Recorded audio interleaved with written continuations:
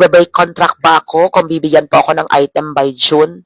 Well, the answer is, it's up to you, ma'am. Kasi, i-weigh mo po muna yung sitwasyon mo. Kasi ganito yan. Minsan lang po ang chance for SPIMS.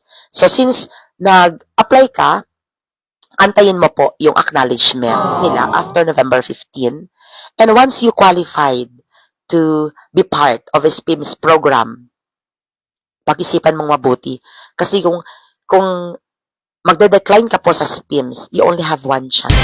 There are no second chances sa SPIMS. Kasi may ganyan na rin pong nagtanong sa akin na nag-apply po siya.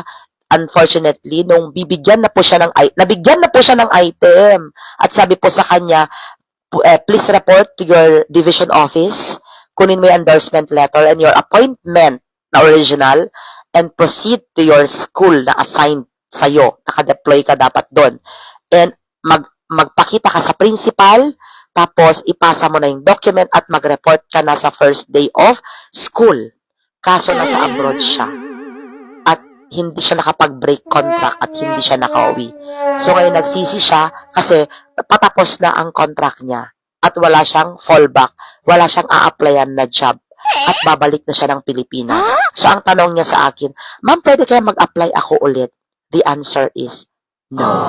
Bakit po? Kasi po isang chance lang yon. Tapos niwala ka pong paramdam, ginost mo po sila, wala kang paramdam, ate. Diba? So, hindi na po pwede. Parang dito lang din. May nag-offer sa'yo ng job. Napakaganda. Tapos, hindi ka sumipot nung araw na supposed to be ay tanggap ka na. Oh, syempre. Alam ka namang hindi sila maghahanap ng iba. Ano ka, gold? Charis. So, yun po. Yun lang po yung logic doon. Na